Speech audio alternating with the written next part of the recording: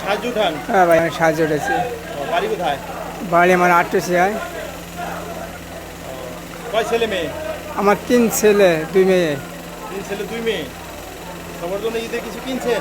এদের কিনা আছে, কিনেছি। আপনার জন্য কিনছেন কিছু?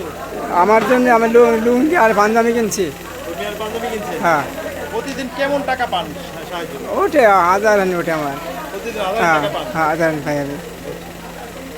তাতে তো মনে হয় 1000 টাকা প্রতিদিন খরচ হয় না, এরপর আপনার থাকে টাকা। কিছু থাকে এদের সংসার করি। কয় টাকা জমাইছেন? কয় লাখ?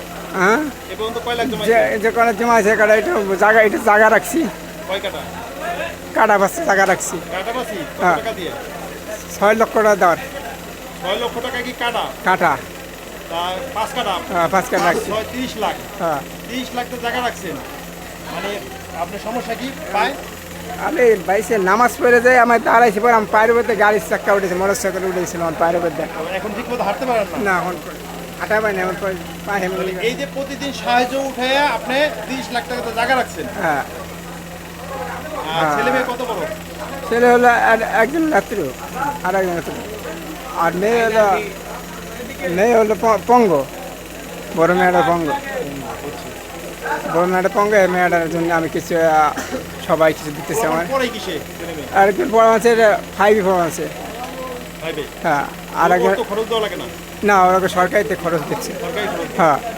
তার মানে আপনি এই যে যেটা বলে আমরা ভিক্ষা বলি, সাহায্য বলি, সাহায্য উঠে 30 লাখ টাকা জায়গা রাখছেন, হ্যাঁ। প্রতিদিনে 1000-1200 টাকা ইনকাম হয়। হ্যাঁ, তাতে এত খুশি আপনি?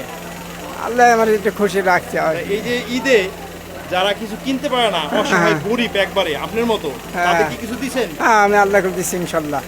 কি দিছেন? আমি এই যে একজনের দিয়ে টাকা দিয়ে দেই। কেমন টাকা দিবে? যা আইছে এসে তাই যা আইছে।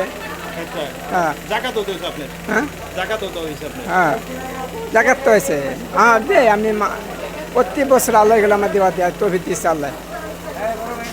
আসেন হাঁটি একটু কথা বলি।